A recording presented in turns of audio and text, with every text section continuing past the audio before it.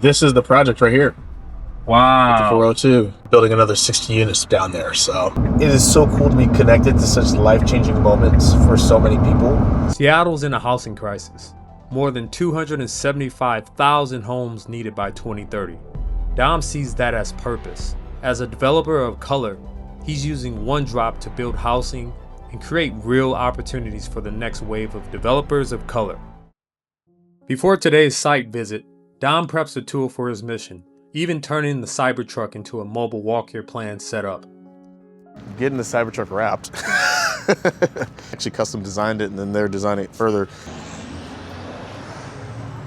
So this is gonna sound like the craziest question ever, partially because it is. Dom's not just wrapping the Cybertruck. He's testing a material for a much bigger vision. Something he wants to use across this next development. And on the way to the next site, he shared a mistake he'd seen, the kind that can shut people out of this industry. This one cost over $1 million. What are some of the craziest, things that you may have either experienced or observed just because somebody missed a detail or missed a critical piece? I was on a $10.5 million project. Issues that combined because of not really understanding and reading plans created an additional, $1 million worth of cost overrun. Another developer friend of ours was building a 90-unit project with 6 15-unit buildings, and the first floor has 7 units. They got into finish work, and they got all the baseboards in, and they got the countertops in, and they got everything in. Get all the way to final inspections. And the inspector looked at the plans and says, hey, wait, what happened here? And they had to go back and demo the walls and run brand new HVAC piping and install base splits and heat pumps at the very end of the project. It took another 3 weeks. You're definitely looking at another $100,000 worth of expense at minimum for that pain point. So Wow. All right, you're gonna need this though. Whenever Dom hands you safety gear, it usually means we're stepping into something big. The kind of project One Drop was built for. So this is our 6-unit project. I'm currently building for a good developer friend of mine. Go ahead and get this in the background though. So it's 6 townhomes. Each townhome is 3-bedroom, 2.5 bath, with about 1,500 square feet. All right, so this is one of the particular units. So you can see you got a 1-car garage right here. You can see our stub up for our water heater, also on the far side. But this would be your front door. You have some exterior storage that you can store some things inside of. As soon as you walk in, powder bath on your left-hand side in your entryway, stairways up to the 2nd floor, which will go up in just a little bit. And then a really nice amount of storage right here underneath your stairs. You can put anything from a bike to snowboards, you name it. That's super exciting to see the guys have made a pretty significant amount of progress on it. It looks like they're just in the process of removing a number of the braces that they had. So that's why we see some bracing that's kind of up there and whatnot. That's why we wear hard hats and PPE. Now, how far out is a project like this from being finished?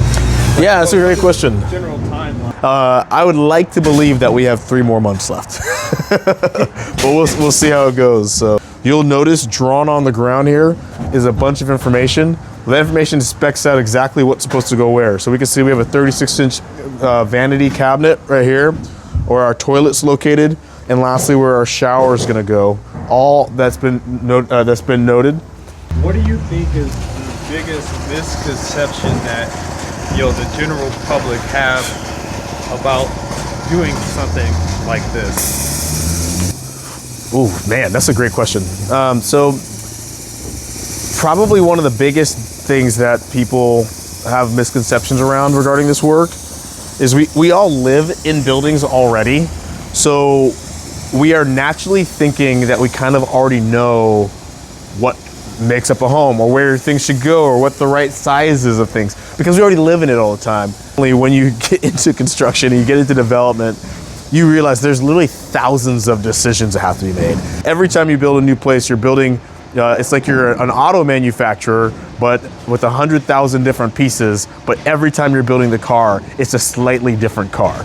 And sometimes it's a completely different car. I think people underestimate the degree of decisions that have to go in place, the amount of inspection that happens. Also getting everything on the car. Yep. It's our super Matt. Matt's awesome. All right, let's get out of here. We got to go to meet with Habitat for Humanity. On the drive to Habitat for Humanity, Dom drops some real gems for anyone trying to get into real estate development. Access is always on his mind. How to open the door for the next person. That makes me think about segue is like, what does it look like, if you're a new, you're one of the newer generations, you're younger, and this is inspiring to you. What do you think is the first steps for somebody to even get involved in something like this? Yeah, I have two thoughts. If you want to be a real estate developer yourself and you're earlier in the game, two things. One is get an opportunity to intern or apprentice with an established or existing developer. Go, get a chance to learn from them, where you get paid some money to learn, and you don't have to risk your own capital, because there are challenges in this space. It is very difficult. It is and unfortunately, if you fail, the lessons can be very painful. And so our goal at One Drop so often is how do we create experiences that are paid so our people can learn without having to risk their own capital in the process. My superintendent, Matt, is a great example. He was seeking a new career. He was a teacher before this, and I said, dude, if you want, I have an opportunity. You can come and work on one of my job sites, first as a site laborer and then as an assistant superintendent, and now he's the lead superintendent, and he's running my projects on a regular basis. And so getting opportunities to learn is just absolutely critical. The second thing I'd say is buy a home. Home ownership is a fantastic conduit to do this ultimately on your own. It's a forcing function for going through all the same steps, but at a micro level. Dom had a meeting scheduled with the local Habitat for Humanity team. We couldn't film inside, but even outside, the energy on the site said a lot. These are the people building real change, one project at a time. Dom wanted to see how One Drop might support the work happening here. And after this stop, we hit the road for what came next.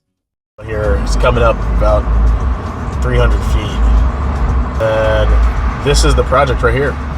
Wow. 5402. So that's it. And there's the other two buildings on the back side of it. And what's really cool about it is we also own this blue barn all the way back to the back street. And so we'll be building another 60 units down there. So after driving through the properties, Dom wanted to take us inside One Drop to show us the vision behind everything he's building. Because what happens on the road is only half the story. The other half happens inside these walls. With like speed and expertise and physical presence and cost that will inform all of that. And right. I